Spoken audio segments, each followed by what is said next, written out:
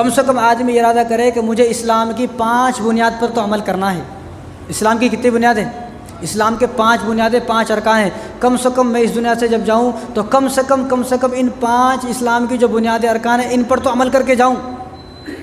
کم سے کم۔ اگر ان پر بھی عمل نہیں ہوا تو کا مسلمان، کیسا مسلمان؟ اور یہ اللہ تبارک و تعالیٰ نے فرض کیے ہیں، اور اللہ تعالیٰ خود فرما رہے ہیں فمن شہد منکم الشہر فلیصم،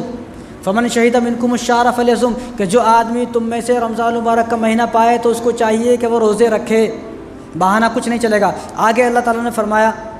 ومن کان مریضا او علی سفر، 2 آدمی کے لیے معاف ہے، جو آدمی مریض ہو، بیمار ہو، اتنا بیمار ہو کہ بالکل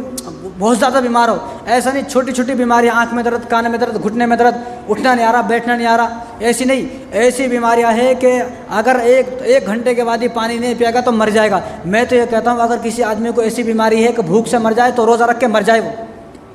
روزہ رکھ کے مر جائے، کہ قیامت کے دن پوچھا جائے گا نا بھائی تو کس حال میں مرا، تو اللہ سے فخر سے کہے گا یا اللہ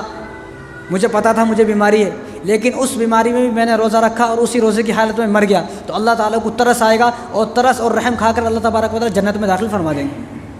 میں تو کہتا ہوں جو آدمی جتنا زیادہ بیمار ہے اتنا زیادہ روزہ رکھے کہ مجھے مرنا ہی ہے، یہ رمضان میں مر جاؤں گا، ایسا روزہ رکھوں گا اس رمضان میں کہ میں بیماری کی حالت میں بھی جو ہے ایسا روزہ کہ میں مر جاؤں، کہ مرنے کے بعد بھائی جنت کے دروازے کھل گئے، جہنم کے دروازے بند ہو گئے رمضان مبارک میں، سب کو معلوم ہے۔ اور جو آدمی رمضان مبارک میں مرتا ہے انہیں جنتی ہے، انہیں اس کے، کیونکہ جہنم کے دروازے بند ہیں نا، جب جہنم کے دروازے بند ہے اور اس نے رمضان مبارک سے فائدہ اٹھایا، جیسا فائدہ اٹھانے کا ایسا نہیں کہ رمضان مبارک میں بھی سب چیز چھوڑ دیا پھر مر گیا پھر سوچے کہ میں جنت ہوں، ایسا آدمی نہیں۔ جو رمضان مبارک کے روزے رکھ رہا، نماز پڑھ رہا، تراویح پڑھ رہا، سب کام کر رہا، یہ آدمی رمضان میں مر گیا تو اس کے لیے جنت کے دروازے کھلے ہوئے ہیں۔ تو رمضان مبارک میں بیمار آدمی یہ کوشش کرے مجھے رکھنا گیا۔ اب حال کیا ہے، آدمی ہمت نہیں کر رہے، آدمی جو ہے کوشش نہیں کر رہے، ہمت نہیں، کوشش نہیں، پہلے ہی من بنا لیا، پہلے ہی بنا لیا کہ مجھ سے نہیں ہوتا۔ بھائی پہلے کوشش کر، پہلے ہمت کر، ہمت اور کوشش کرے گا تو اللہ تعالیٰ سے بول سکتا ہے اللہ میں نے ہمت کی، کوشش کی، لیکن میں نہیں رکھ سکا، میں کیا کروں۔